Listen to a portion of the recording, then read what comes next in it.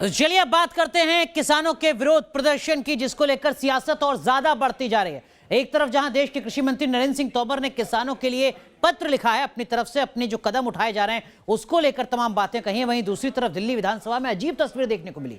दिल्ली के मुख्यमंत्री अरविंद केजरीवाल ने विधानसभा के अंदर कृषि कानून की कॉपी को फाड़ दिया। कृषि कानून पर केजरीवाल की सियासत। कृषि कानून पर यह सियासत की तस्वीर है।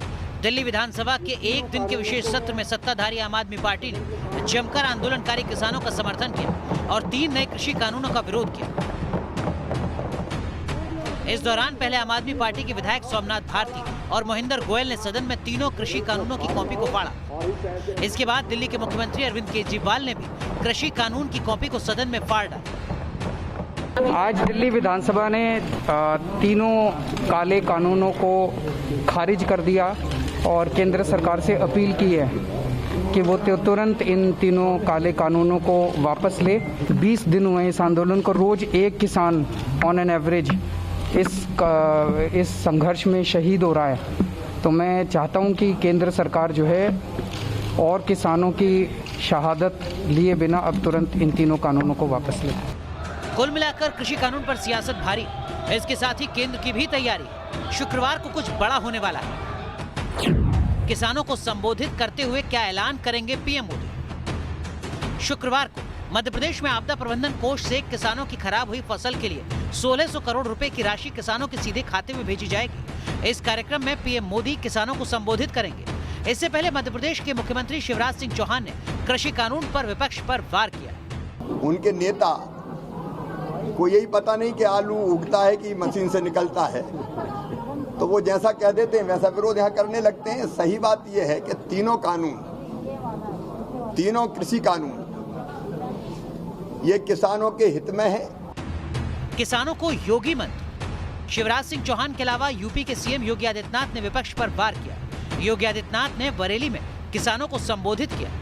मंडी समाप्त करने की कहीं कोई व्यवस्था नहीं, मंडी तो ये चलेंगे ही, लेकिन भाइयों बहनों गुमराह करने का प्रयास ये विपक्ष और कुछ चुनिंदा लोग, जिन्हें भारत की प्रगति और किसानों की प्रगति और किसानों की खुशहाली अच्छी नहीं लग रही है, वे लगातार गुमराह करने का कार्य कर रहे हैं। किसान आंदोलन को खाप पंचायतों का समर्थन। किसान आंदोलन को यूपी के खाप पंचायतों ने समर्थन दिया है। अपना समर्थन जताने के लिए मुजफ्फरनगर से खाप पंचायतों के नेता दिल्ली के लिए रवाना हो चुके हैं। Team news nation. तो 22 दिन बीत चुके हैं किसानों के इस विरोध प्रदर्शन के बीच। सियासत लगातार आगे बढ़ती जा रही है, आरोप प्रत्यारोपों का सिलसिला जारी है, लेकिन इन सब के बीच में समाधान क्या, और इसी समाधान की उम्मीद में मामला पहुंच चुका है सर्वोच्च अदालत तक। सर्वोच्च अदालत ने आज क्या कुछ कहा, आपको दिखाते हैं इस रिपोर्ट के जरिए।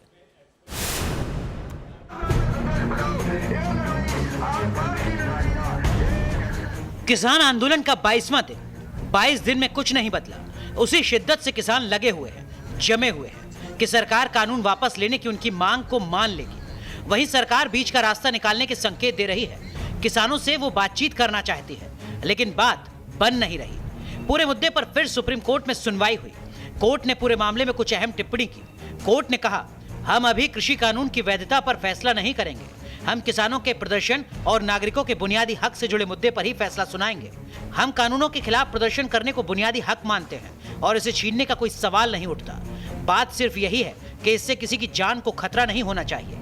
कृषि कानून पर तकरार है। किसानों के विरोध से लोगों को परेशानी हो रही है। किसानों की आशंकाओं को दूर करना है। इसके साथ ही लोगों को परेशानी ना हो, इस पर भी ध्यान देना है। सुप्रीम कोर्ट ने सुनवाई के दौरान दोनों बातों का जिक्र किया। कोर्ट ने कहा है, हम भी भारतीय हैं, हम किसानों की हालत से वाकिफ हैं, आपके मकसद से हमदर्दी रखते हैं। आपको सिर्फ अपने विरोध का तरीका बदलना है। हम भरोसा देते हैं कि आपकी बात सुनी जाएगी।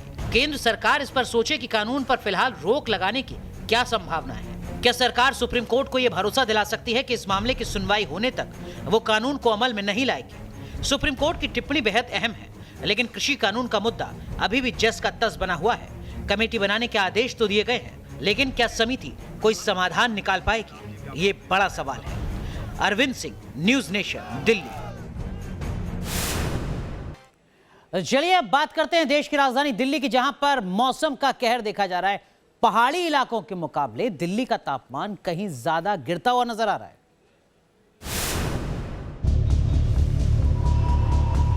राजधानी दिल्ली में शीतलहर का प्रकोप जारी है। ठंडी हवाओं ने लोगों को ठिठुरने पर मजबूर कर दिया है। दिसंबर में सर्दी के सितम ने लोगों का जीना मुहाल कर दिया है। उत्तरी राज्यों में न्यूनतम तापमान में पिछले कुछ दिनों में 3 से 4 डिग्री की गिरावट दर्ज की गई। राजधानी में आज न्यूनतम तापमान 5.8 डिग्री सेल्सियस दर्ज किया गया, जो कि सामान्य से 3 डिग्री कम है।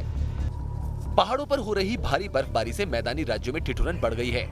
मौसम विभाग ने दिसंबर के आखिरी हफ्ते तक दिल्ली का तापमान 2 डिग्री सेल्सियस तक पहुंचने के कयास लगाए हैं।